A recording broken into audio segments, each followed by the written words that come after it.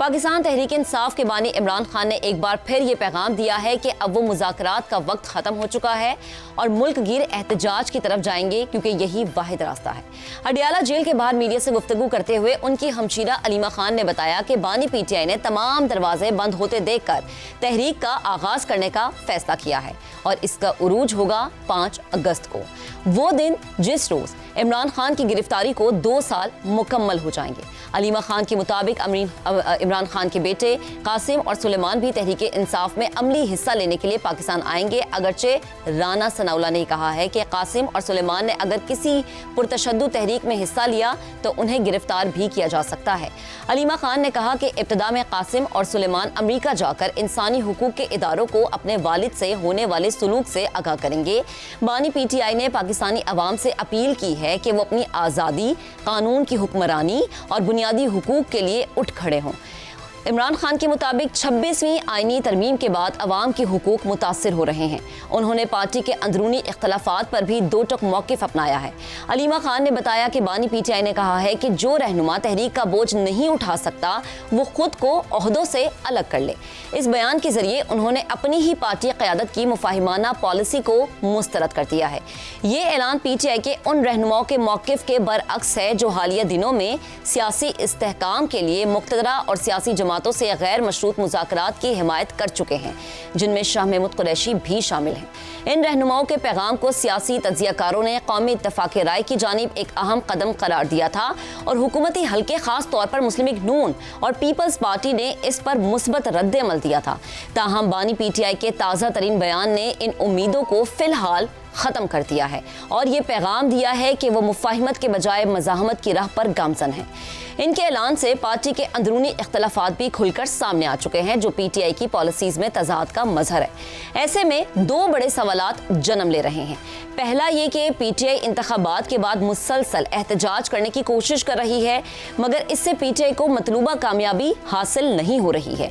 अब की बार पीटीआई एहतजाज को कामयाब बनाने के लिए कौन सा रास्ता इख्तियार कर सकती है। जबकि दूसरा सवाल ये जन्म लेता है कि अगर अलीमा खान के दावे के मुताबिक कासिम और सुलेमान पाकिस्तान आते हैं तो क्या ये तासुर नहीं उभरेगा कि पीटीआई भी मरूसियत की उसी राह पर चल निकली है जिस पर मुस्लिम लीग नून, पीपल्स पार्टी, जेयूआई, एएनपी समेत पाकिस्तान की कई सियासी जमातें चल रही हैं।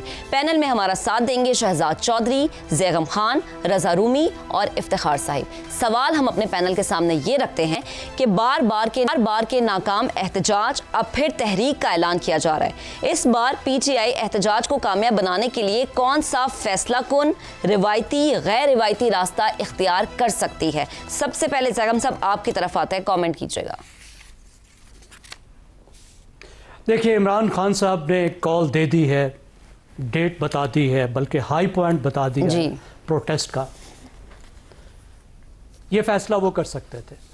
पीटीआई एहतजाज को शुरू कर सकती है और वो पार्टी करेगी, लेकिन एहतजाज को बढ़ाना, एहतजाज को कामयाब बनाना, आगे लेकर जाना, ये फैसला करना है पीटीआई के करोड़ों वोटर्स ने और लाखों सपोर्टर्स ने। छोटे मोटे एहतजाज से बात नहीं चलेगी। अगर ये रास्ता जो पीटीआई ने इंतखाब किया है, इमरान खान ने इंतखाब किया है, अगर इस रास्ते के ज़रिए से पीटीआई ने मैदान मारना है तो फिर पीटीआई के वर्कर्स को याद रखना चाहिए कि लाखों को, बल्कि मिलियंस को बाहर निकलना होगा, मुसलसल बाहर निकलना होगा। एक जलसे की बात नहीं होगी, फिर पूरे पाकिस्तान में बाहर निकलना होगा। बहुत मुश्किल हालात हैं, बहुत मार पड़ेगी, बहुत डंडे पड़ेंगे, लेकिन इनकलाब है तो फिर ये करना होगा और बाहर रहना होगा। वो भगत कबीर ने एक बात कही थी और गुरु नानक ने भी इसको ग्रंथ साहब में भी लिख दिया है। वो है कि जो तो प्रेम खेलन का चाओ, सिर धर तली गली में आओ। तो क्या पीटीआई इस बात पर तैयार है, वर्कर्स तैयार हैं कि अपने सर को तली पे धरे और बाहर रखें? हमने देखा है कि वो अभी तक तैयार नहीं थे जी। और हमें पॉलिटिकल सोशियोलॉजी भी ये बताती है कि इस तरह से लोग तैयार नहीं होते। लोग विसल पर नहीं निकलते, लोग उस वक्त निकलते हैं स्पॉन्टेनियसली जब उनके अंदर कोई ऐसी चीज़ आ जाती है, वो कहते हैं कि नहीं, अब हम बैठने वाले नहीं हैं। तो हमने देखा कि ऐसा 9 मई को भी नहीं हुआ, 26 नवंबर को भी नहीं हुआ, क्या अभी होगा? देखते हैं क्या होगा। लेकिन जो हमें नज़र आ रहा है वो ये है कि इस वक्त पीटीआई एक सख्त तरीन मुश्किल दौर से गुजर रही है। 10 अप्रैल 2022 को जब इमरान खान को वोट ऑफ कॉन्फिडेंस के ज़रिए से निकाला गया था और पीटीआई की मुश्किलात का आगाज़ हुआ था, उस वक्त से अब तक ये पीटीआई का मुश्किल तरीन दौर है। और पाकिस्तान की तारीख़ में जिन जमातों ने बहुत मुश्किल वक्त देखे हैं, ये उनमें से एक दौर है। पीटीआई की पॉलिटिकल स्पेस बहुत महदूद हो चुकी है, अदालती माहौल बहुत बदल चुका है, रहते तो दूर की बात है, उनको हकूक भी मुश्किल मिल रहे हैं। सही है। पार्लियामान में उनकी जगह स्पेस श्रिंक हो गई है।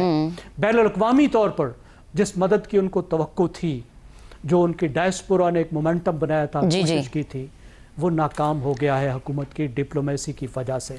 इमरान खान ज़ैगम साहब, बैनुल-अक़वामी मदद की आप बात करें, अगर कासिम और सुलेमान को भी लॉन्च कर दिया जाता है, वो भी तहरीक का हिस्सा बन जाते हैं, फिर भी लगता है कि कोई मदद, कोई रास्ता नहीं निकलेगा इमरान खान के लिए। देखिए, कासिम और सुलेमान के पास जो एडवांटेज है बैनुल-अक़वामी मैदान में वो ये है कि वो बरतानिया की अलीट का हिस्सा है, बरतानिया की टॉप अलीट का हिस्सा है। ननिहाल के पास रह रहे हैं और उनके ननिहाल बहुत बड़ी टॉप अलीट जो है, हुक्मरान अलीट बरतानिया के उसका हिस्सा है। और बरतानिया के हुक्मरान अलीट का हिस्सा होने का मतलब ये है कि आप अमेरिकन अलीट का भी हिस्सा है, उसमें भी शामिल है। ये तो उनको एडवांटेज है, लेकिन ये काफ़ी नहीं है। उनकी बात सुनी जाएगी, डायस्पोरा को वो मोबिलाइज कर सकते हैं। डायस्पोरा तो पहले ही मोबिलाइज्ड है, पैसे भी दे रहा है, कोशिश भी कर रहा है, जितना कुछ कर सकता था पीटीआई का डायस्पोरा वो उसने किया है। लेकिन जंग तो यहाँ होनी है, दबाव तो यहाँ डाला जाना है। बाहर तो मुश्किलात बढ़ गई, क्योंकि मसला ये है कि अमेरिका ने अपने मफादात देखने हैं। अमेरिका ने ये नहीं देखना कि किन लोगों ने उनको वोट दिए थे, कि डायस्पोरा के किस सेक्शन ने। वो मदद भी ले लेते हैं इलेक्शन के दरमियान में, लेकिन आगे जाकर आंखें भी बदल लेते हैं जो उन्होंने की। सही। अमेरिका ने यह देखना है कि पाकिस्तान में उनके मफादात के तहत क्या करना ज्यादा बेहतर है। ठीक है। पाकिस्तान आने में, एक पाकिस्तान में आकर वो वालिद साहब का जो मिशन है उसको आगे लेकर चलें। अगरचे पीटीआई इस बात की मुखालिफ रही है, उन्होंने कहा हम इस पर नहीं चलते, लेकिन पाकिस्तान में आने की उनकी मुश्किल ये है कि वो लेकिन ज़ैगम साहब, एक तो कह दिया जाता है कि वो पाकिस्तान आ जाएंगे तो गिरफ्तार होंगे, लेकिन इससे पहला सवाल ये कि क्या उनको पाकिस्तान आने भी दिया जाएगा या नहीं। रजा साहब, आपकी तरफ आते हैं। कासिम और सुलेमान, दो नए नाम अगर हम पीटीआई में देख लेते हैं, आपको लगता है उनके आने से कुछ तब्दीली हो जाएगी, पीटीआई को कोई पॉलिटिकल माइलेज हासिल हो जाएगा, और क्या उन्हें आने भी दिया जाएगा? क्योंकि राना सनाउल्लाह तो कह रहे हैं कि अगर वो आते हैं और इस तरह की किसी पुरतशद्दुद तहरीक का हिस्सा बनते हैं तो हम गिरफ्तार कर लेंगे। देखिए, उनको आने क्यों नहीं दिया जाएगा? उनके बिल्कुल वो आ सकते हैं, उनके पहले भी वो यहाँ रहे हैं, उनके वालिद का वतन है और उस पर तो कोई पाबंदी नहीं होनी चाहिए। इसी तरह सियासी एहतजाज जो है, अगर वो पुरअमन है, उसमें तशद्दुद का अंसर नहीं है, तो वो भी कोई मसला नहीं होना चाहिए। लेकिन असल जो बड़ी बात है वो ये है कि ये जो एक बहुत बड़ा यू टर्न इस वक्त जो है वो उभर कर सामने आ रहा है, ये वो पार्टी है जिसने मौरूसी सियासत के खिलाफ कितने सालों से ऐसी जहन साजी की, तकरीबन एक जनरेशन की, कि मौरूसी सियासत बहुत बुरी चीज़ है, ख़ानदान को सियासत में नहीं होना चाहिए। ये कौन है बिलावल भुट्टो? ये मरियम नवाज क्यों अपने बाप के लिए जो है वो आवाज़ उठा रही है या जेल जा रही है? या बेगम नुसरत भुट्टो ने क्यों डंडे खाए? और ये तो सारे के सारे जो हैं चोर डाकू ख़ानदानों की हुकूमत है। तो अब यहाँ पे भी वही चीज़ जो है वो उभर कर आ रही है, क्योंकि खुद अब अंदाज़ा हुआ है कि क्यों मुश्किल हालात में ये जो मौजूदा बड़ी पार्टियां हैं, इन्होंने मौरूसी सियासत को अडॉप्ट किया। वो इसलिए किया कि जब मुश्किल वक्त आता है, जब आपका सामना इस्टेब्लिशमेंट से होता है, तो फिर आपका ख़ानदान और आपके करीबी लोग पर ही एतमाद किया जाता है, और वो ही आगे बढ़कर बेलौस तरीके से इस आपकी सियासत को और आपके इंटरेस्ट को बढ़ावा देते हैं। तो एक तो ये बात हुई, तो ये भी मैं समझता हूँ एक संगे मील था, या यूँ समझे एक पुल था, एक टेस्ट था, उससे अब पीटीआई गुजर रही है कि मौरूसी सियासत जो है जिंदाबाद हो रही है। दूसरी बात ये है कि क्या ये एहतजाजी तहरीक जो है, ये कहाँ तक चलेगी और कहाँ तक जाके जाएगी। जैगम खान साहब ने सब तफसीलात बता दी हैं, मैं उनको दोहराऊंगा नहीं कि लोग कितने आए, ये वो आए, मगर बात यह है कि उसके लिए आपको एक मुत्तहद पार्टी चाहिए होती है। पार्टी की लीडरशिप ऐसी हो जिसके ऊपर हर वर्कर का, हर वोटर का एक एतमाद हो, नंबर एक। नंबर दो, उनकी कॉल के ऊपर वो मोबिलाइज कर सकते हो और पार्टी का एक स्ट्रक्चर हो, तहसील लेवल के ऊपर, यूनियन काउंसिल लेवल के ऊपर, शहरों में, सूबों में, हर लेवल के ऊपर। ये दोनों ही अंसर फिलहाल गायब हैं।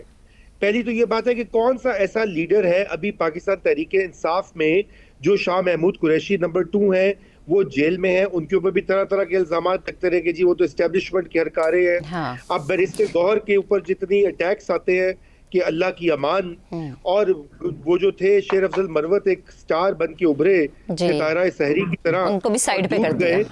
हाँ, उनको भी साइड कर दिया गया। तो कौन सा ऐसा लीडर है जो कि यूनिफाई कर सकता है? फिर ऐसे मामलात में आपने जो बात की कासिम और सुलेमान, उनके आने से ये जरूर हो सकता है कि पार्टी मुत्तहद हो सकती है, क्योंकि अलीमा खान साहिबा जो है उन्होंने बहुत कोशिश की और उनका डंका बजता है, लेकिन वो भी एक डिवाइसिव फिगर है। क्योंकि बहुत से ऐसे हिस्से हैं पार्टी के, मसलन बुशरा बीबी के जो पैरवकार हैं या उनका जो कैंप कहा जाता है, वो ज्यादा अच्छे तरीके से अलाइंड नहीं है अलीमा खान साहिबा के साथ।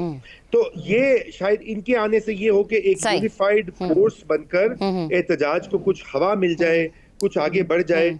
लेकिन मैं नहीं समझता कि अभी जो मारूजी हालात हैं पाकिस्तान में, वो उसमें इस तहरीक के कामयाबी के कोई आसार होंगे। ठीक है रजा साहब। और इस तहरीक के बारे में, और इस तहरीक के बारे में जो दूसरी पार्टीज है वो तो ये कहती नजर आ रही है कि पाकिस्तान तहरीक इंसाफ की सियासत में ये आखिरी कील भी साबित हो सकती है।